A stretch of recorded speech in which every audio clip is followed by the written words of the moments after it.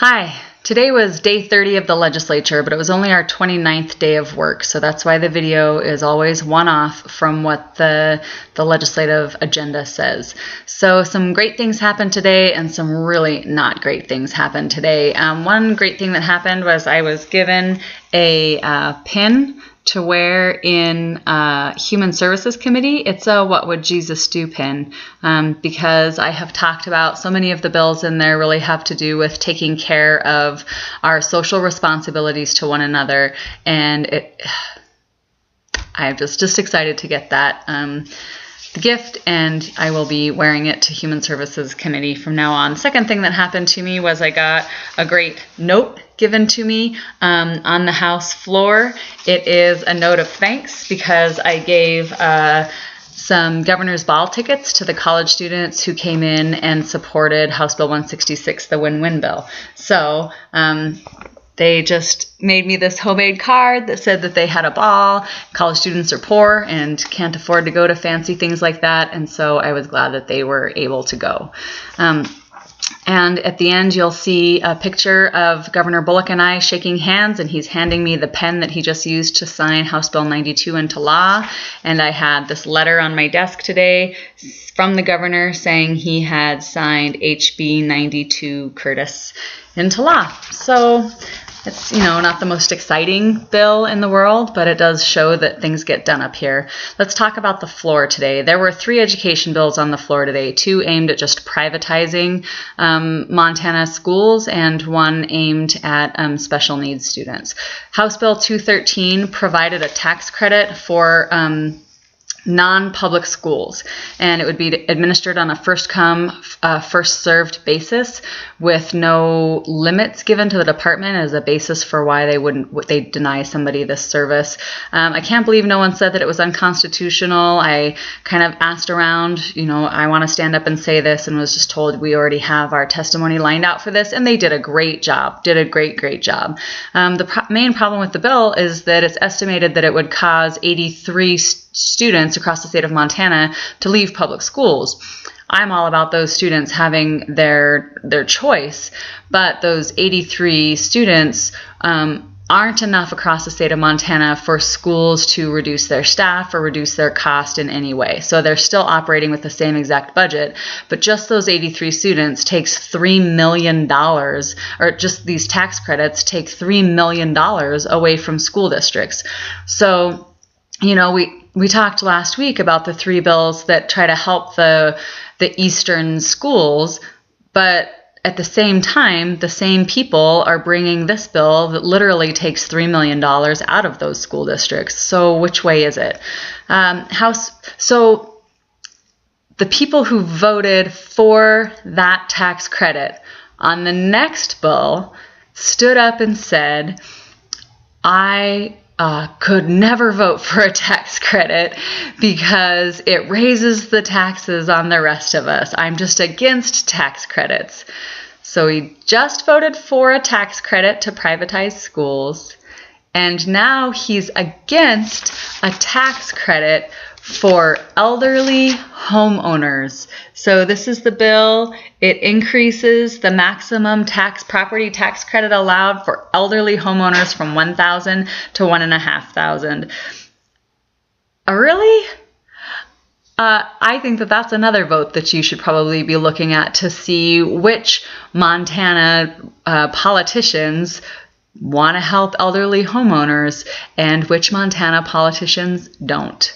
That's pretty cut and dry, if you ask me. This guy who had just voted for a tax credit for private tuition said he wouldn't vote for the elderly homeowner tax credit because if we didn't have any tax credits at all, the rest of us everyone could pay 4.25% less property taxes. Go ahead and take my 4.25%. It's okay. House Bill 275 was actually brought by the same guy I was just talking about, and he brought a great DUI bill that I was able to vote for, and he said, I disagree with the fiscal note. And I've said, oh, you should never do that. Who are you to disagree with the fiscal note? But I disagree with the fiscal note too. So, we had all kinds of talk this morning in our business and labor about the value of life. And so this DUI bill had a fiscal note with it, but by discouraging people from having felony DUIs, you're saving not only their lives, but also the lives of their potential victims.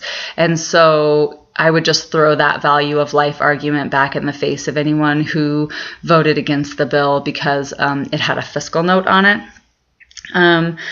House Bill 288 was a bill that it got passed today. So it costs the state $37 million in federal funds because it violates the Individuals with Disabilities Education Act.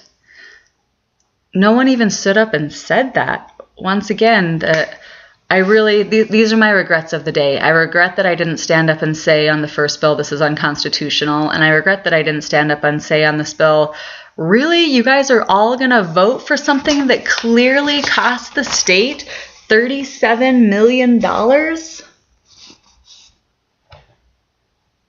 So read the fiscal note on House Bill 288 and tell me it doesn't exactly say this will cost your state $37 million. And they voted for it. So they flushed $37 million of your dollars away today. And then House Bill 315 is called the Public Charter Schools Act.